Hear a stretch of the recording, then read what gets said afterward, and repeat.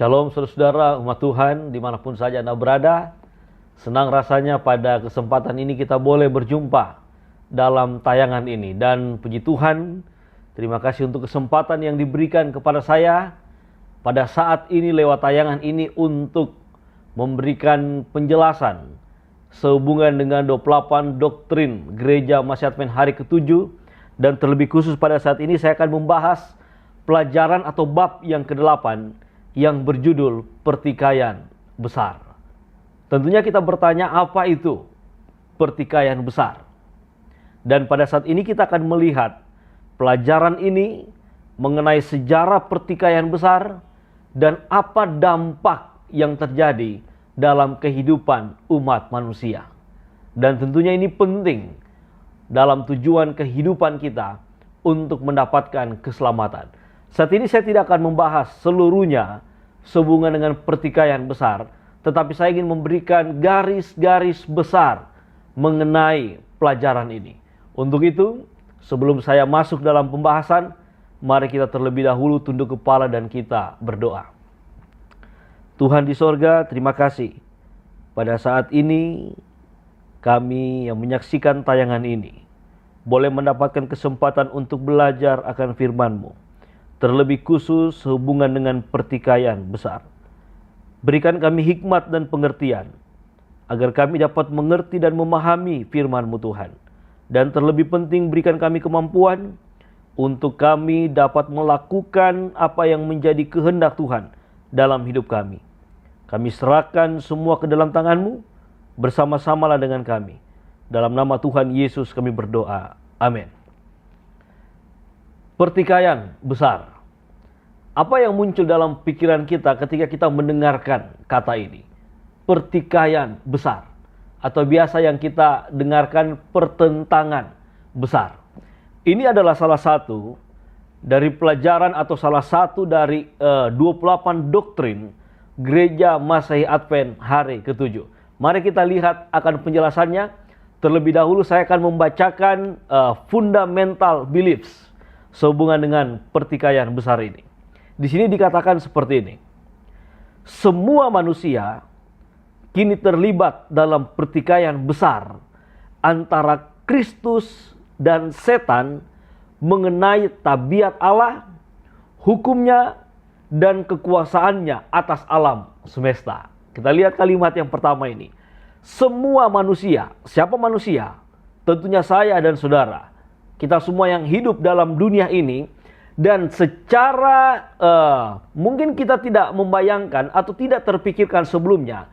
Tetapi yang pasti semua manusia terlibat dalam pertikaian besar ini. Pertikaian besar ini melibatkan antara Kristus atau Tuhan dan setan. Dan yang dipertentangkan di sini, yang menjadi tuduhan setan dalam pertentangan atau pertikaian besar ini adalah mengenai tabiat Allah, mengenai hukumnya, dan mengenai kekuasaan Allah sendiri. Saya lanjutkan. Konflik ini bermula di sorga tatkala seorang makhluk yang diciptakan, yang dikaruniai kebebasan memilih, meninggikan diri dan menjadi setan. Saudara lihat ini, hal ini bermula dari sorga sendiri.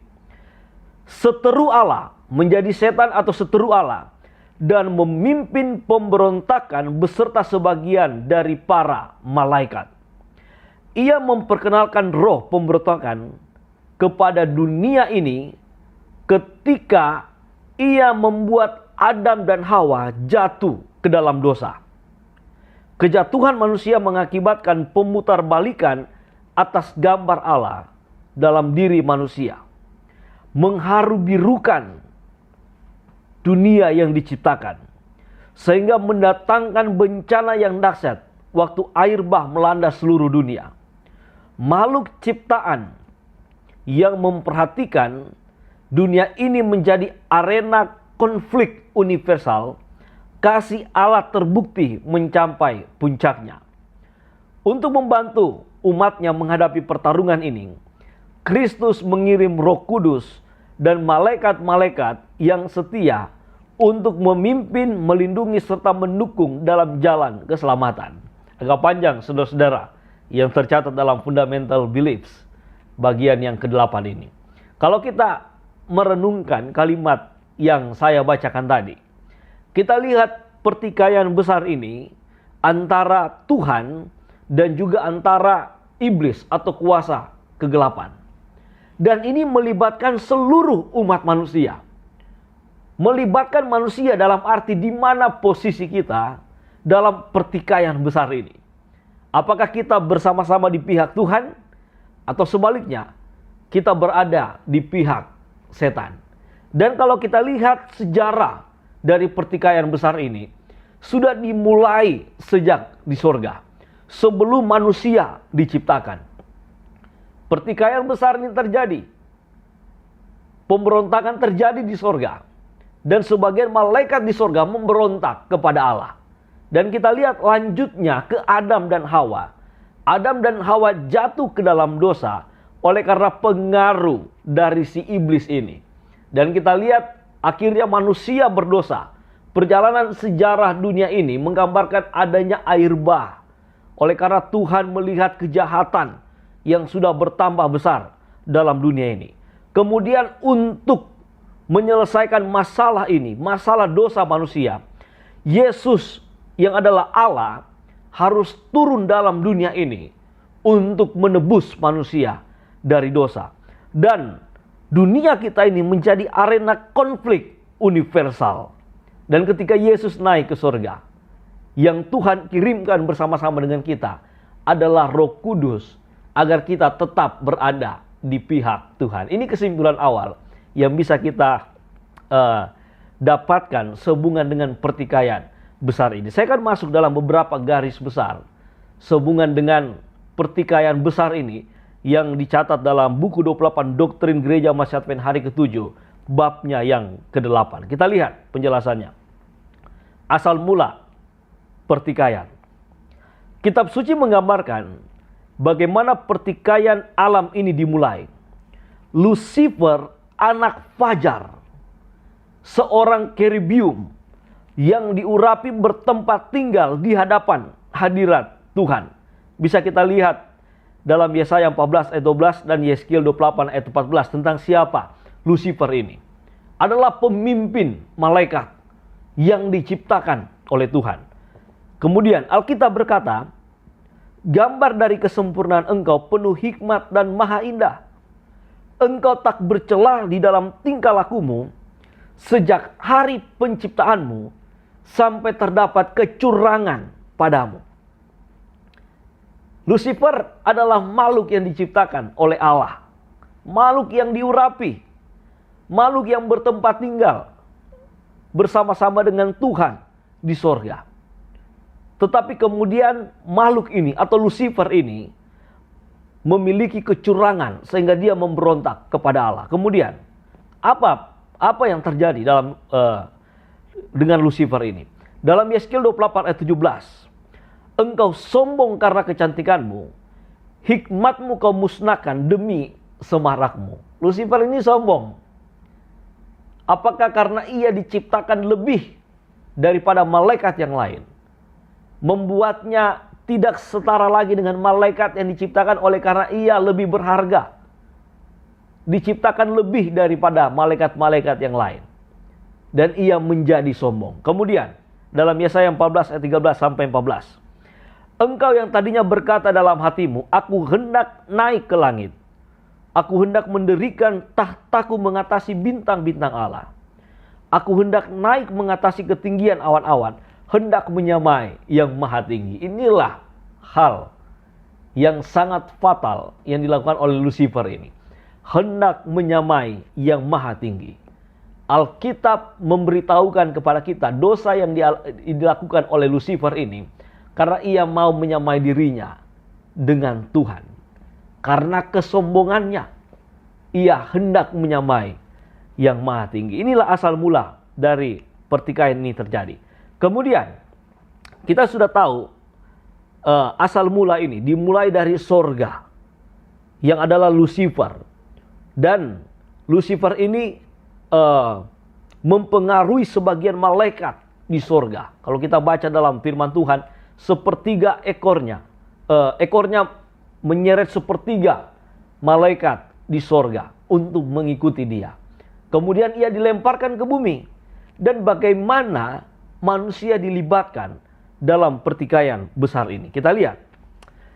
Dengan pengusirannya dari sorga, setan pun menyebarkan pemberontakannya ke dunia ini. Atau ke bumi di tempat di mana kita tinggal. Setan menyamar sebagai ular yang dapat berbicara dan menggunakan alasan yang sama dengan kejatuhannya. Secara efektif ia merusak kepercayaan Adam dan Hawa terhadap Khaliknya. Kalau kita baca dalam Kejadian pasal 3, asal mula atau awal mula kejatuhan manusia di dalam dosa. Lucifer ini menyamar sebagai ular dan berbicara kepada Adam dan Hawa. Dengan membujuk leluhur kita yang pertama untuk melakukan dosa, jelaslah setan merebut pemerintahan bumi ini dari mereka. Kini, dengan menyatakan diri sebagai penguasa dunia ini, setan menentang Allah. Pemerintahannya dan kedamaian semesta alam ini dari pusat pemerintahnya yang baru di planet bumi. Kita bisa lihat, saudara-saudara, bagaimana manusia dilibatkan dalam pertikaian besar ini. Ketika Allah menciptakan manusia, menciptakan Adam dan Hawa, dan menciptakan seluruh ciptaan yang lain, tumbuhan-tumbuhan, hewan-hewan, dan semua yang ada dalam bumi ini, Allah memberikan satu tanggung jawab kepada manusia yang ia diciptakan untuk berkuasa atas semua ciptaan yang lain. Dan itu Tuhan berikan kepada manusia.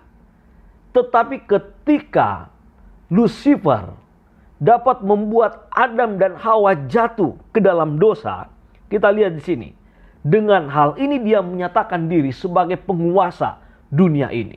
Sebagai pusat pemerintahnya yang baru di planet bumi, di tempat di mana kita tinggal ini. Itulah mengapa saya dan saudara terlibat langsung dalam pertikaian besar ini. Bagaimana pengaruhnya terhadap umat manusia? Bagaimana pengaruh kuasa kegelapan ini dalam kehidupan manusia? Kita lihat. Efek pergolakan antara Kristus dan setan jelas merusak citra Allah dalam manusia. Merusak citra Allah dalam manusia. Kita tahu bersama, manusia diciptakan sama seperti gambar dan rupa Allah. Tetapi oleh karena pertikaian ini, antara Kristus dan setan merusak citra Allah dalam manusia. Anak pertama Adam dan Hawa, yaitu Kain, membunuh saudaranya sendiri. Kejadian 4 ayat 8. Ada hal yang berdampak, berpengaruh negatif dalam kehidupan umat manusia. Manusia membunuh manusia yang lain. Kain membunuh Habel. Ini adalah dosa yang terus berlanjut oleh karena pertikaian yang terjadi antara Tuhan dan kuasa yang jahat ini. Kejahatan semakin bertambah-tambah. Sampai akhirnya Tuhan dengan sedih berkata mengenai manusia itu, hatinya selalu membuahkan kejahatan semata-mata. Dalam peristiwa air bah, kejahatan bertambah-tambah. Walaupun Allah telah berjanji tidak akan mendatangkan kebinasaan yang menyeluruh lagi melalui air bah. Tetapi mereka terang-terangan menunjukkan rasa tidak percaya kepada Tuhan dengan mendirikan menara Babel dalam upaya mereka menjangkau langit, supaya dengan demikian terlepas dari air bah berikutnya. Saudara lihat, semakin hari dunia ini semakin kacau, semakin jauh daripada Tuhan. Kemudian garis besar yang berikut, bumi kita ini, kita sudah lihat tadi bagaimana dampaknya, bagaimana manusia terlibat dan apa pengaruhnya dalam kehidupan manusia. Ada banyak pengaruh negatif. Kemudian bumi ini atau tempat kita tinggal ini adalah panggung, bumi panggung alam semesta. Kita menjadi tontonan dari semua ciptaan-ciptaan Tuhan di dunia yang luas ini. Kita lihat catatannya. Catatan itu dimulai pada satu hari datanglah anak-anak Allah menghadap Tuhan. Dan dari antara mereka datanglah juga iblis. Maka bertanyalah Tuhan kepada iblis, dari mana engkau? Lalu jawab iblis kepada Tuhan, dari perjalanan mengelilingi dan menjelajah bumi. Kita bisa baca dalam kitab Ayub pasal 1 ayat 6 dan 7. Dari buku Ayub ini diperlihatkan sebuah bukti yang cukup kuat betapa besarnya pertikaian antara Kristus dan setan. Planet ini atau bumi tempat kita tinggal ini menjadi sebuah panggung terjadinya peristiwa perjuangan antara yang baik dan yang jahat dilakonkan. Sebagaimana dikatakan dalam kitab suci, sebab kami telah menjadi tontonan dunia bagi malaikat-malaikat dan bagi manusia. 1 Korintus 4 ayat 9. Kita tahu bersama dalam cerita di kitab Ayub ini, banyak anak-anak Tuhan datang menghadap Tuhan. Artinya Tuhan memiliki ciptaan yang lain. Malaikat-malaikat dan makhluk hidup yang lain yang Tuhan ciptakan yang masih misteri bagi saya dan saudara. Dan salah satunya juga adalah iblis datang kepada Tuhan. Iblis yang mengklaim dirinya, yang sudah mengambil kekuasaan di bumi ini. Karena membuat manusia jatuh ke dalam dosa. Kita lihat saudara-saudara, dalam pertikaian besar ini antara Kristus dan iblis, bumi tempat di mana kita tinggal adalah panggung, adalah arena dari konflik pertikaian besar ini. Mengapa? Oleh karena di bumi ini yang jatuh, ciptaan Tuhan yang jatuh di dalam dosa. Kita menjadi tontonan dunia, saudara-saudara. Tontonan sorga. Bagaimana antara pertikaian antara Kristus dan setan ini berlangsung. Dan kita yang hidup dalam bumi ini adalah tontonan dunia bagaimana antara pertikaian ini. Bagaimana antara kuasa kejahatan, kuasa kebaikan, kuasa terang berperang. Dan inilah yang terjadi dalam kehidupan umat manusia. Di mana posisi kita? Apakah kita ada di pihak Tuhan? Atau kita ada di pihak iblis? Kita harus sadar, saudara-saudara, bahwa kita menjadi tontonan dunia. Kita harus sadar bahwa tempat di mana kita tinggal ini adalah arena dari konflik pertikaian besar ini berlangsung. Ini yang perlu kita sadar. Supaya kita bisa menempatkan diri kita berada di pihak yang mana. Kemudian kita lanjut. Undang-undang dan pemerintahan Allah. Oleh karena hukum Allah lah yang menjadi tuduhan dari iblis yang membuat iblis memberontak kepada Allah. Oleh karena hukum Allah dianggap tidak adil oleh Lucifer ini. Hukum moral Allah merupakan hukum yang adil dan penting bagi eksistensi alam semesta Tuhan. Sebagaimana juga hukum jasmani yang merangkumnya bersama-sama dan menjaganya agar tetap berfungsi sebagaimana mestinya. 1 Yohanes 3 ayat 4, dosa adalah pelanggaran hukum Allah. Dosa adalah pelanggaran hukum Allah. Ini kita sudah mengerti. Setan tidak mengakui tanggung jawabnya atas pelanggaran hukum di atas dunia ini. Malah ia menyalahkan Tuhan Allah. Penting ini, saudara-saudara. Ia mengatakan hukum Tuhan yang disebutnya sewenang-wenang melanggar kebebasan individu. Setan menuduh bahwa hukum Allah ini hanya menjadi beban yang tidak membuat ciptaannya itu memiliki kuasa untuk memilih. Melanggar kebebasan individu. Ini yang dituduh oleh setan ini. Selanjutnya ia menuduh karena mustahil menurut hukum itu. Mustahil ciptaan Tuhan bisa melakukan apa yang tertulis dalam hukum itu. Sesungguhnya hukum itu bertentangan dengan kepentingan makhluk yang diciptakan. Inilah tuduhan dari iblis ini. Yang padahal sebenarnya firman Tuhan memberikan kita catatan, memberikan kita pengertian bahwa hukum Tuhan adalah adil dan ini penting bagi eksistensi alam semesta Tuhan dan secara khusus saya dan saudara. Kita lihat selanjutnya. Kristus dan pokok masalah penurutan. Kita lihat ini ya, tentang penurutan. Godaan yang dihadapi Yesus Kristus sewaktu ia hidup melayani di dunia ini menunjukkan betapa seriusnya pertikaian dan atas penurutan dan menyerah kepada kehendak Allah. Ia menghadapi musuh yang mematikan itu seorang diri. Kita lihat pertikaian besar ini berlanjut di mana Allah turun menjadi manusia, Yesus Kristus dalam dunia ini, dengan misi untuk memberikan jalan keselamatan bagi dunia ini dengan mati karena dosa-dosa manusia. Kita lihat Yesus hidup menjadi sama seperti manusia, mengalami kelemahan-kelemahan manusia. Ia merasakan hal-hal demikian dan ia berjuang melawan musuh yang mematikan itu seorang diri. Tugas utama Kristus ialah menghidupkan suatu kehidupan yang bergantung kepada firman Tuhan. Setelah Yesus Kristus berpuasa 40 hari di padang belantara, setan mencobainya dengan meminta supaya mengubah batu menjadi roti untuk membuktikan dia seorang anak Allah. Kita baca dalam Matius pasal 4 ayat 3. Setan berkali-kali melakukan serangan-serangan, cobaan-cobaan kepada Yesus agar membuat ini Yesus jatuh, agar membuat Yesus ini berdosa, menjadi pelanggar hukum. Dan akhirnya setan memang benar akan tuduhan itu bahwa hukum itu tidak bisa dipenuhi atau tidak bisa dituruti. Inilah cobaan yang dihadapi oleh Yesus Kristus. Tetapi kita lihat bagaimana ketegaran Yesus, bagaimana prinsip yang dijalankan oleh Yesus.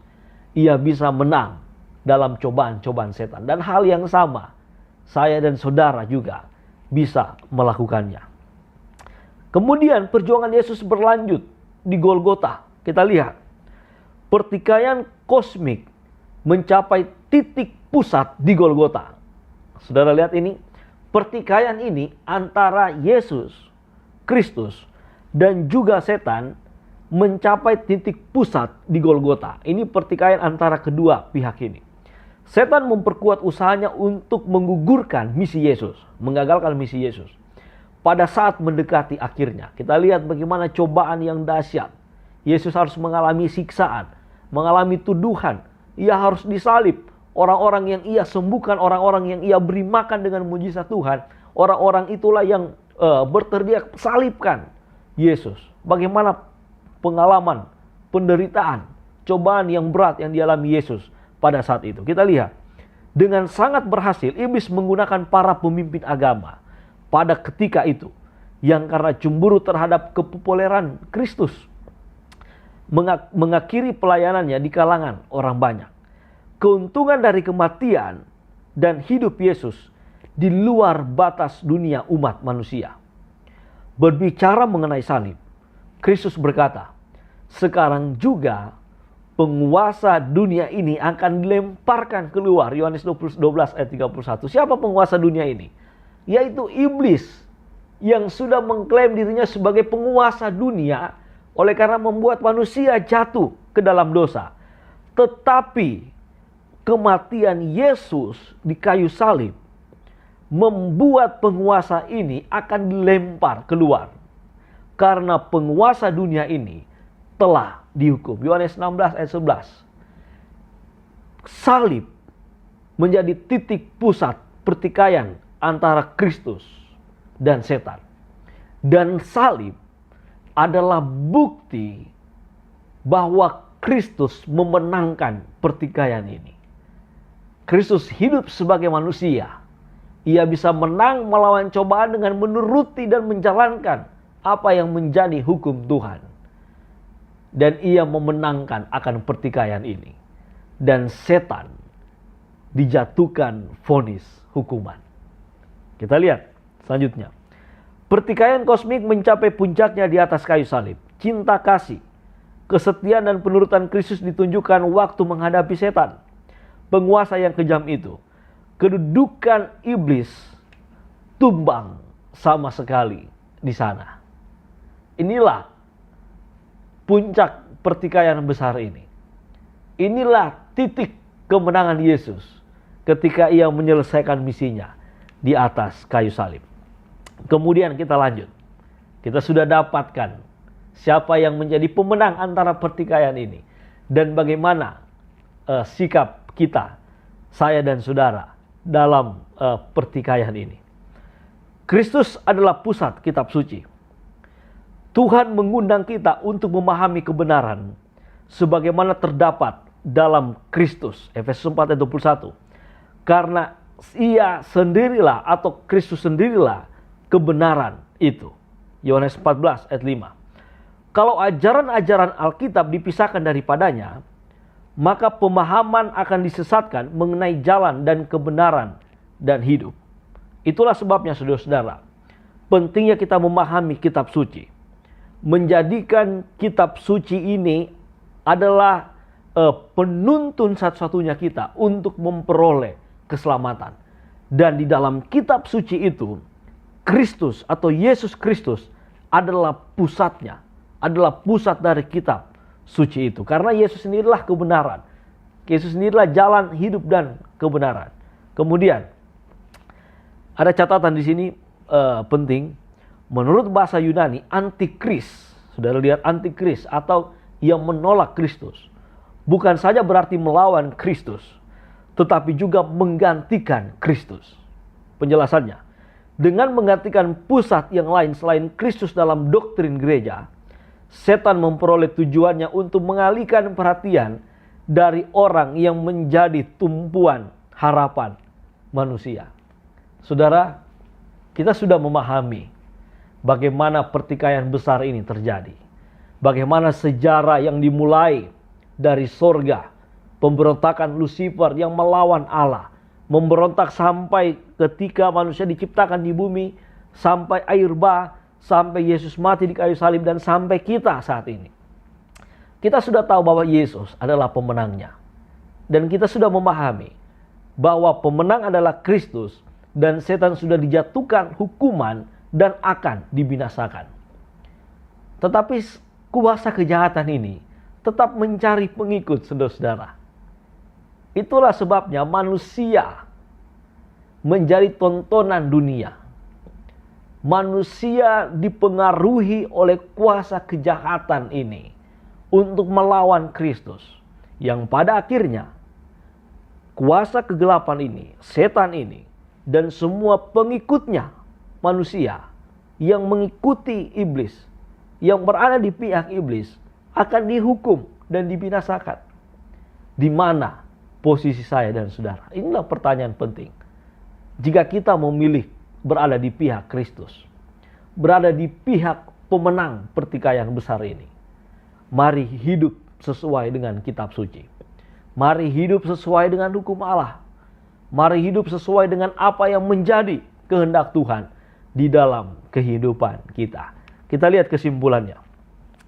Doktrin mengenai pertikaian besar menampakkan pertempuran yang dahsyat yang mempengaruhi setiap orang yang lahir di dunia ini, yakni sesungguhnya menyentuh setiap penjuru alam semesta. Alkitab berkata, karena perjuangan kita bukan melawan darah dan daging, tetapi melawan pemerintah-pemerintah, melawan penguasa-penguasa, melawan penghulu-penghulu yang gelap ini. Penghulu-penghulu yang gelap, kuasa kejahatan, dan melawan roh-roh jahat di udara. Saudara lihat, lawan kita dalam dunia ini tidak hanya manusia yang mau menyesatkan kita, tetapi ada kuasa kegelapan, ada roh-roh yang tidak bisa kita lihat, yang lebih berkuasa dibandingkan kita, yang mencoba untuk mengalahkan dan mempengaruhi kita. Dengan memahami pengajaran ini, seorang diyakinkan betapa perlunya melawan si jahat. Betapa pentingnya kita siap sedia. Betapa pentingnya kita mengetahui siapa musuh kita. Keberhasilan, saudara lihat, dapat diperoleh hanyalah di dalam Kristus Yesus. Selalu bergantung kepada Dia yang menjadi pemimpin pasukan. Seorang yang jaya dan perkasa dalam peperangan. Kita tidak akan bisa menang melawan roh-roh jahat yang berkuasa di udara, di bumi ini. Tidak bisa, saudara-saudara. Tetapi kita bisa menang ketika kita ada di dalam Kristus. ketika Kristus ada dalam hidup kita, yang akan memberikan kita kemampuan dan memperoleh kemenangan. Kemudian kesimpulan yang berikut. Keselamatan umat manusia dipertaruhkan dalam pelayanan dan kematian Kristus. Karena ia datang menyerahkan nyawanya demi keampunan dosa-dosa kita. Dalam berbuat demikian, ia mempertahankan sifat Bapanya, hukum, dan pemerintahan melawan fitnahan palsu yang dilontarkan oleh setan yang sudah kita pelajari tadi. Hidup Kristus mempertahankan keadilan Allah dan kebajikannya, serta menunjukkan bahwa hukum Tuhan dan pemerintahannya adil.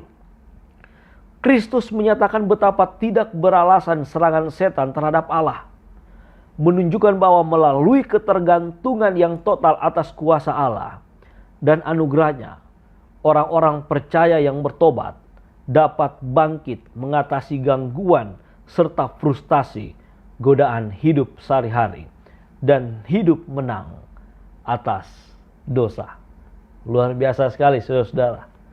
Firman Tuhan yang sudah kita ikuti, yang sudah kita dengarkan, memberitahukan kita tentang apa yang sebenarnya terjadi dalam dunia ini.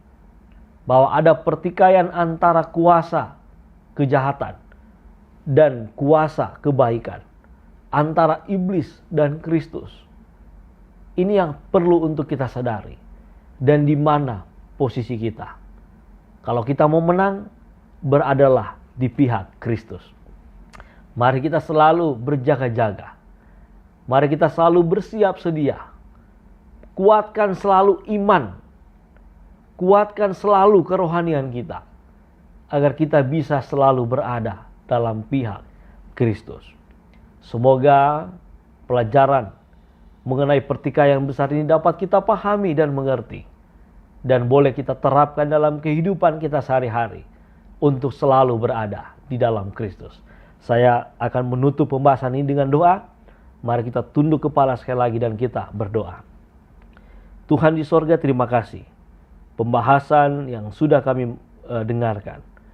Mengajarkan kami dan mengingatkan kami kembali.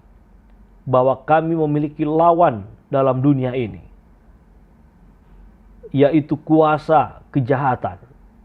Yang mencoba untuk mempengaruhi kami untuk menjadi umat Tuhan yang melawan Allah.